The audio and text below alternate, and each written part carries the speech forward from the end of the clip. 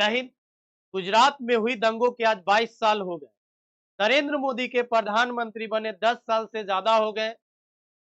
गुजरात में हुई दंगों का कसूरवार जिम्मेदार नरेंद्र मोदी को ठहराया जाता है, लेकिन कोई गोधरा कांड का चर्चा तक नहीं करता, नाम तक नहीं लेता कि हाँ, वही गोधरा कांड जहां से गुजरात में दंगे भड़के, दंगे शुरू हुए, वही गोधरा कांड जिसके वजह से 31 लोगों को उम्र कैद की सजा सुनाई गई, वही गोधरा कांड जिसके वजह से 59 लोगों को जिंदा जलाया गया, वही गोधरा कांड जहां से गुजरात में हजारों लोगों के साथ बलात्कार हुए, वही गोधरा कांड जिसके वजह से हजारों लोगों की मृत्यु हुई, मौत के घाट उतरा। आखिरकार इसका जिम्मेदार मोदी नहीं है तो कौन है? किस पार्टी की लोग का इसका हाथ है? यह कांड कैसे शुरू हुआ और गुजरात में दंगा कहां से शुरू हुआ, इसकी पूरी सच्चाई और घटना को हम समझते हैं। चलिए देखते हैं। 22 फरवरी 2002 को विश्व हिंदू परिषद ने अयोध्या में 100 दिनों के लिए पूर्ण आहुति महायज्ञ का आयोजन किया। इस समारोह का एक ही उद्देश्य था कि देश के हर कोने से लोग आए और अपना समर्थन दें। देश के हर कोने से हजारों लाखों की संख्या में लोग अयोध्या पहुंचे और समर्थन भी दिया। उसी में एक ग्रुप जो था, कार सेवकों का ग्रुप, जिसको बोला जाता है राम सेवक को ही कार सेवक बोला जाता है। एक ग्रुप था एक बस्ती का जिसमें 2000 का ग्रुप था। वह अयोध्या पहुंचते हैं 22 फरवरी को। उधर से अयोध्या से अहमदाबाद के लिए 25 फरवरी को 1700 से अधिक लोग साबरमती एक्सप्रेस में सवार होते हैं, जिसमें गुजराती भी रहते हैं और देश के अलग अलग हिस्सों से आए हुए व्यक्ति भी रहते हैं, जिसमें एक ग्रुप जो होता है 2000 का ग्रुप, जिसको कार सेवक बोलते हैं, राम सेवक का ग्रुप, एक जगह इकट्ठा होते हैं और वह सवार के लिए निकलते हैं। 27 फरवरी को साबरमती एक्सप्रेस गोधरा प्लेटफॉर्म पर पहुंचती है, जो अपने समय से 4 घंटा लेट चल रही थी।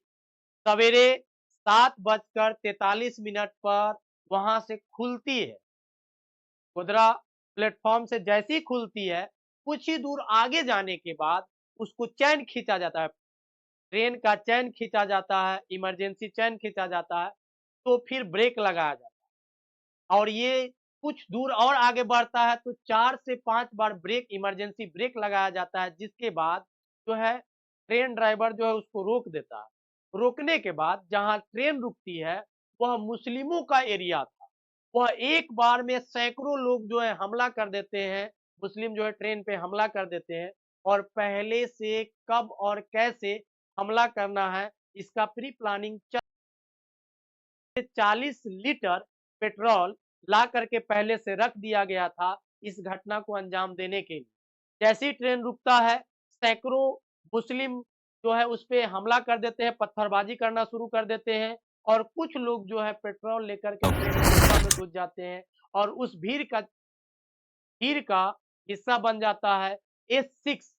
मौजूद होता है 27 महिला, 20 पुरुष और 12 बच्चे, जिसमें से 2 साल और 2.5 साल का बच्चा होता है। उसमें पूरा छिड़काव कर देता है। छिड़काव करने के बाद बाहर से गेट लगा करके उसमें आग लगा दिया जाता है, बाहर से आग लगा दिया जाता है और देखते ही देखते कुछ ही मिनटों में, 2 से 3 मिनट में पूरा जल करके धुआं-धुआं हो जाता है, खाक हो जाता है और S5 में भी जलाया गया और इसमें मौजूद जो लोग थे, गुजराती थे और देश के अलग-अलग कोने से आए हुए व्यक्ति थे। इस वजह से गुजरात में हिंसा शुरू हुआ।